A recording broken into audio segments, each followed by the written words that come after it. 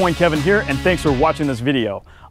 We focus a lot on lowered vehicles and everything, and I got something a little bit different today. We have a 68 Dodge W100, and this truck was actually built by the Roadster Shop. As you can see, it's obviously got a patina body and all those things, but it's got some features in it. It's got modern features. It drives like new. It's got all these things with help from the Roadster Shop. Let me correct myself there. But it's owned by a guy named Jon. Let me get it right. Blumenthal. That's correct. Right. Yeah. So, Jon, why don't you tell me a little bit about this truck, how you got it? What's the story behind it? Like, what were you looking for when you built it? I was cruising eBay and saw the truck, and man, I mean, that patina is phenomenal. So you just saw the potential. That's it. Like, that's it. Oh man. I wasn't in the market specifically for a Dodge or anything else. I saw this and was like, man, I had to have it. So I bought it. Yeah, I have to say it's absolutely amazing knowing classic trucks and finding something like this that has a perfect patina, but is all there. It's not rusted out and doesn't have any holes. Yeah, I can see where you can get inspired by that and just, take it from there and just, get excited and just, make a whole project out of it. For sure. And inspiring is the right word, because once I saw it, I was like, man, this thing could be so awesome. And to be honest with you, when I first bought it, the thing was a death trap. It was shipped out here from Texas, and there's a big hole in the floor where the transfer case shifter was. And I mean, you couldn't go over 40 miles an hour in the thing because it was just rattling everywhere, and it had this super deep first gear, which it was unusable. So max speed in it was maybe 45 at most, and the whole thing shaking and going crazy. Now, you drove it back from Texas? No, I didn't drive it. I had it shipped out here, but I did have it for a couple months, just kind of cruising around with it, and that's when I was like, no, I need to go. I need to take it to the next level. And that's just it. Like when you get a truck like this, or originally when you find it, it's like you just want to get out and go drive it. So all dangers aside and everything, you just kind of go for it. Even if it's a Flintstones mobile with the holes, in the floors and everything, you just want to go for it. So once you got it, what was the process? I mean, like, how did you settle on like doing Roadster Shop and going back east and all that? So Roadster Shop, they did another build for me as well. And I knew that they were starting to get into the four-wheel drive chassis and things, and I thought that this would be the ideal platform to send to them, because I mean, the engineering they do is phenomenal. It really is insane. They do a full 3D scan of the truck, and be able to do all their engineering stuff that they do, and make it ride like a new car, which it really does. Now, do they already have something for this, or do they have to scan this at your actual truck? No, they scanned this truck. Oh, okay. Which that process took a while, because I mean, this was, I think, and I'm not 100% sure, I'd have to ask them, but I'm pretty sure this was their first straight axle vehicle that they've designed. So they kind of designed a lot of the new chassis that they have off of what this was. So that's basically what they did. And that took like 6 to 8 months just to get through the process of 3D scanning, going through the design, making sure all the suspension components, everything worked properly. Pretty impressive stuff. All right, so knowing what Roadster Shop does and everything, you settled on going over there. You had another vehicle built over there. What was the plan originally when you dropped it off? Pretty much to keep it almost the same as what it was, just new.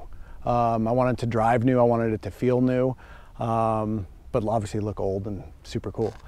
So that was the plan. We went back and forth. The original idea was maybe a diesel.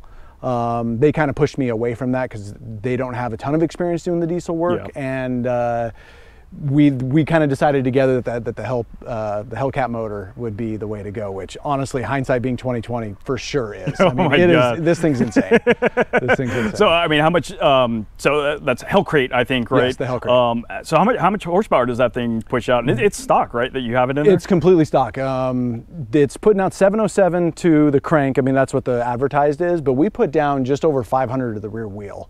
Yeah. And on something like this with 37s and a drivetrain like that, 500 to the rear wheel is insane. Yeah, and I have experience with that in driving classic trucks with 500 horsepower in the rear. Now, I know a lot of guys are doing, 800, 1,000 horsepower, and, all that's fun until you start to drive these things, and it gets really, really sketchy at that point. So 500's like a pretty good little spot. After that, you're spinning tires, and even, to think like rain. When you get into rainy situations, then it's just like, how do you keep traction down? It's just, there's just so much power in it. Well, and that's the funny part. I mean, even if I just halfway stomp on this thing, I'm losing, it'll spin the tires. It's so torquey, and it's got a 513 rear gear. So, I mean, it goes. How big are those tires on there? 37s. And you're spinning those things? Yeah, I know. That's cool. It is cool. It is cool. That must be fun. Now, what about rain? Have you driven it in the rain? And a couple times. Yeah. I mean, we're kind of near, you know, we're beach weather, so it definitely drizzles here often. Yeah. Haven't had any issues like skidding out or anything with it, but time will tell. Now, being a W100, that means if you don't know these trucks, the classic Dodge is the D100s, or the D series would be the two-wheel drives, and the Ws would be the four-wheel drives. So that being said, now it is a four-wheel drive. Have you taken it off-road, tested it out? I mean, was that a part of the plan, you know, the playing around with it, or? Yeah, I definitely wanted something that was capable where I could take it off-road. I really have no problem going out and beating it up. I haven't really had the opportunity yet. We've taken it off a couple local trails, but I mean, the really mild stuff. I mean, I didn't even have to put it in four-wheel drive type deal. You just want to have fun. I mean, yeah. It's just, you know, something to have fun with. Ultimately, I do plan on taking it on a more, you know, I wouldn't say, you know, harder trails and kind of see what she can do. Haven't had that opportunity since I've had her, though. But looks great. I mean, I'm sure there's no problem with it at all. I mean, we tried to go do a shoot in the on the beach and got kicked out. He had it in two-wheel drive with spinning some tires in there and put it into four-wheel drive, and it worked. So this thing has a newer chassis on it. What exactly does it have underneath it to help you in all that? So basically, it's a Dana 60 front, a Dana 60 rear with 513 gears, Atlas 2 transfer case attached to a 4L80 transmission, and then obviously the Hellcat motor. Well, those gears are pretty high. Now, does the transmission compensate for that, or are you revving pretty high on the road? No, if I'm on the freeway, I mean, obviously if I'm going 80, it's like 3,000. Okay. If I'm sticking around 70, 75, I'm manageable at that point. Yeah. But for the most part, I have no problems with it. Yeah. Well, and you're probably not concerned with what do you call it, gas mileage. I mean, when you get into, you know, trucks like this or anything that's cool, like, you really don't worry about it anymore. And you've got a supercharged Hellcat motor, which is a Hemi, and just, yeah, it's just, you got to pay for it. It's just fun. So, but what about the suspension wise? Like, what else do they do to it? So they're running Fox shocks on all four corners. They're coil-overs. Are they reservoirs? No, they're not reservoirs. Okay. It's a dual spring rate. So if you look at them, you've got a single spring on the bottom and a secondary spring on top. So it kind of gives you the best of both worlds, I guess. Kind of soft and compliant when you're just generally driving, and then when you go off-road and you really start, you know, getting articulation, it starts getting firmer and firmer as you get further up into the suspension travel of it. All Fox bump stops. It's a 3-link front and a 4-link rear.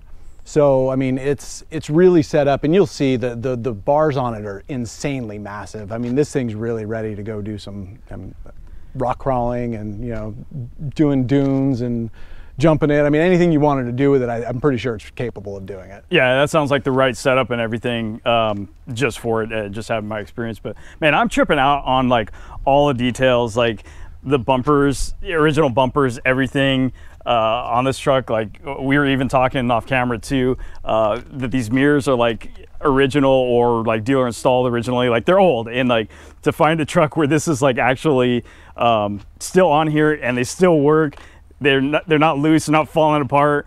My 62 GMC, like when I got it, they had mirrors like that. I had to take them off because they just were no good, and they were just rusted out and everything, and I had to put, you know, stuff like that on. But yeah, and then even like, are these original, like the badges and all that stuff too? Everything's original. There's not a single piece on here that's not. And then you said like the wheel setup was like pretty similar, right? Really similar. It had a standard, well, it was interesting. They were actually 16.5-inch wheels, which is like a military style, right? Yeah. And it actually had a super swamper on it, because they're really the only manufacturer other than like the actual AM General like style tires that go on Humvees that would fit this originally. So it had big old super swampers on it when I first bought it.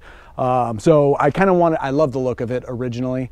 And with the steelies and the hubcaps and everything else, so obviously we went with what Roadster Shop pushes is the Forge Line 3-piece aluminum wheels. Yeah. So I mean, it's a really nice light setup. I mean, these things only weigh, I think I weighed them when I pulled the spare out, and they're only like 120 pounds. And that's wheel and tire. And usually, I mean, these tires are like 100 pounds by themselves anyway, you know? So the wheels weigh practically nothing.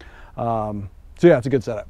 Yeah, and that's one thing that I've seen a bunch, and things that I decided differently on my truck too, is trying to go with aluminum wheels. You know, there's a lot of guys that are, you know, making oversized steel wheels, but that starts to add up. And especially if you want, you know, want to keep that in performance, it's going to rob you of it, you know, trying to get the freeway speeds and doing all that stuff. But yeah, I feel you on the tire size and the half sizes in that and everything too, because I remember my truck was like that as well. So and it was just like, why am I even going to keep something like this? I'm just going to get rid of it.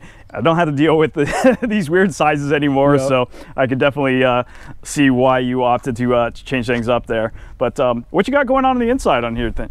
Is it original or? So the inside is not original. It's for the most part brand new. The only thing that is not brand new is the cowhide. When I bought the truck originally, the cowhide there was a cowhide cover on the bench seat. So we wanted to kind of keep that. Oh, that's cool. We kept the cowhide and did an insert into the leather. So that way it was, you know, a little throwback to the original truck. And honestly, it was so cool. I mean, how can you beat the cowhide? Yeah, exactly. So what else you got going on? You got some new gauges up there. Autometer gauges. The Roadster Shops, their big thing, originally I was thinking maybe like Dakota Digital or something like that. They wanted to make it look like a big rig, which I was kind of digging the idea. Yeah. So you got like 20 different gauges going on in one cluster. Exactly. So with this, I mean, it's a nice, simple setup. It's super classy looking. They work well. And it kind of does look like a big rig. You get in there, it kind of has that similar shape and style and kind of layout and function and everything. So yeah, they did a really, really good job. Yeah, you're just missing like the 21 gears and all that. I know, right? I know, that's the truth. That's the truth. But you got like AC in here too, all the creature comforts, right? Yeah, I got power windows, power door locks. They don't look like power. I mean, obviously they got the... Oh, cool, yeah. Cool. Well, I got to put the thing on. What else? I did a column. There's AC, and you can, when we go around, we can look at the gauge panel and stuff. So it's a hidden Bluetooth radio. Oh, okay. Kicker speakers and a kicker sub, and then I think it's a JL Audio amp, and then a JBL. Like it's a separate unit that in order to be able to connect to the Bluetooth. Gotcha. Yeah, and you can do all that stuff Bluetooth, and you don't have to worry about head units or anything like that. Yeah, all that stuff's really cool. Everything plays through my phone, which is what I do now anyway. So it's really no different. Yeah, exactly. You know? Your daily drivers, we're all used to that, so it's just great to be able to do that in an old vehicle. But man, it looks really cool. Oh, dude, you even have a step. Was that an automatic step that came out? So it is an automatic. It's an amp research step. When Roadster Shop and I kind of went back and forth, because originally we were going to go, they had a longer step because I was really wanting to get something so I could get up into the toolbox. Well, what ended up happening is the rock sliders that they built under there, the step was actually coming up and hitting the rock slider. And I didn't really like that idea. Okay. So they actually kind of reverse engineered these amp steps to fit in between the framing members of or the tubes that actually tie into the chassis for the rock sliders. So they basically CNC'd their own arms. You can see right here, it says the Roadster Shop. Sweet. In order to get them to go back and up underneath the rock slider. So yeah, because I didn't notice them when I met you or when I saw the truck. Right. I didn't notice them at all, and I just noticed them right now. Yeah, so. The things they do, the subtlety of it is, it's classy. It looks good. It functions well. That's a pretty cool detail. That's why they're one of the best shops to go to. Exactly. So, exactly. And I'm not too familiar with off-road either. And this is something I don't think I've seen is the rock sliders. And what these are for, basically, they're to just protect the body, right? Like That's if right. you get like big rocks or anything like that. Well, and it gives you the ability to kind of slide off rocks as well. Like I said, I don't plan on babying this thing. I do plan on taking it off. And with something like this, I wanted to be able to protect my investment. So at least that way I can go out there and beat on it and not really damage anything. Okay, so you mentioned this thing has the Hellcat or Hell crate under the hood. Can we check it out? Absolutely. So that's even stock too, huh? Yeah, everything's stock on it. Except that. Oh, geez. Yeah, that's like massive. And it cleared the hood and everything, I guess? It does. It was really close. Roadster Shop wanted to put on the Dynaliner because this hood doesn't have a lot of reinforcement in it. It shook a lot. Yeah. So I think that was wise. And it keeps the heat down, especially with the Supercharger and everything else. So that's a complete package, the transmission with the engine No, too? actually they don't. So on the Hellcat or the Hell crates, the only thing you can do is a T56. Okay. I wanted to go automatic, so what we did is we did an adapter plate to a 4L60 or a 4L80E. Oh, okay. Which gives, it's built and it is stout enough to be able to handle the power here. You can't, they don't offer an aftermarket 8-speed, which is what you would get like out of a wreck car. Or, yeah, that probably would have been pretty nice too to have the extra gears as well. So it would have been for sure. I don't know. I could see that like there's a filter here. Was that original? And that I don't believe that actually comes with the Hellcat motor, but that is original to the Hellcat engine. Okay. We wanted to try and keep it as stock looking as possible. The harness that they actually give you on these is pretty short, so we opted to put the ECU and everything in the engine bay. Plus, it's easily accessible, and if there are any issues, I wanted to make sure that this thing was totally serviceable because it's not really a show truck. I really want to use it. So. Yeah, exactly. Now, was there anything else that was kind of difficult in putting everything together? No, the packaging itself wasn't too bad. We went with the CNR radiator, CNR intercooler, vintage air for the AC condenser, and power steering coolers as well. Otherwise, everything seems to go like it should. Yeah, small details here. I mean, they probably modified this right here to make everything work. So these were the original fenders, and then they did the metal work in order to flush this in. Gotcha. So, I mean, it's basically the stock engine bay for all intents and purposes, minus the paint job and the little fab work that they did here. I mean, there's a ton of fab work all underneath here that you can't see. Basically, they redid the entire firewall section in order to be able to accommodate all the coolers. The Warn winch, which is below's controller, is actually up behind here in a little secret compartment.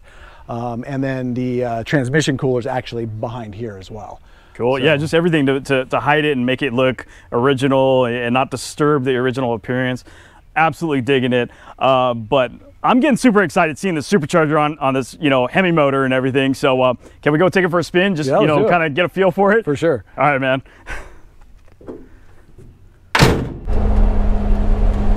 All right, cruising around in this thing.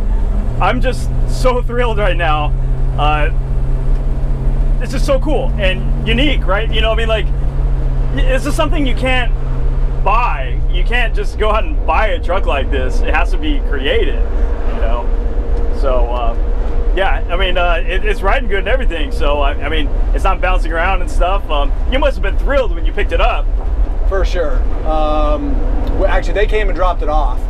And the funny thing is, I took it where we're going right now, off-road, as soon as I got it, just to go bomb it around. I mean, it's pretty unbelievable. So it's definitely, it's so unique that you just kind of got to take in all the little details that they put together, and keeping the outside all original. When you look at the inside, it's still kind of throwback to what the original was, but it's all brand new. Yeah, this thing is like smooth, just like a brand new truck. It's so rad. And this is like the perfect area too. I love coming down here. What is this, Encinitas? This area, there's a lot of winding roads when you get up in the hills and everything. So, just going out around here is really fun, especially in a vehicle like this. So there we go. Now we got some bumps. But dude, this is actually really smooth. It is. I mean, I've been off-roading in like newer trucks and it's not as smooth as this. So.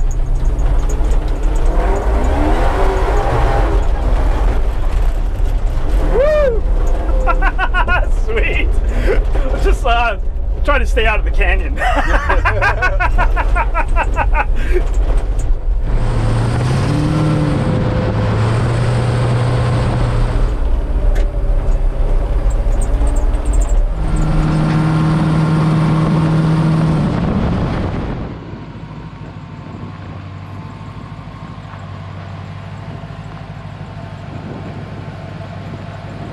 All right, so we made it on top of the hill here in Encinitas, Escondido, Southern California area. Found the service road, made it up top, and I am really impressed with this truck because it is so capable. We went up, down grades, around corners, all that. We were following a newer truck, and we're able to keep up. So impressed with the build quality on this thing. One thing I'll also say that I noticed is that there was a couple squeaks, but really, when you build these trucks, you try to get away from that stuff. You don't want it to sound like a bucket of bolts. And for the most part, it was really smooth. I think that the squeal I heard was the broken mirror, the crack in the mirror. So it was just kind of like moving around, and in the frame and all that. So, and everything else was secure. So besides that, I mean, it was pretty quiet, you know, and then hearing the motor and everything, the supercharged Hemi, the Hellcat in there, super cool. But have to thank Jon, thanks for showing me around and taking me for a cruise, because this thing was rad. It's absolute, you know, a blast just to go around in it. So hope you guys liked this video. If you did, hit that like button, that helps us out as well. If you have anything to say, any thoughts about this this vehicle, or if you want to see something like this, let me know in the comment section below. Just let us know, you know, this is something different. So just let me know in the comment section. Maybe we'll focus on some other stuff, you know, and have some variety in there. So yeah, and like I said, if you like the video, hit that subscribe button, turn on post notifications so you don't miss another video, and we'll catch you next time.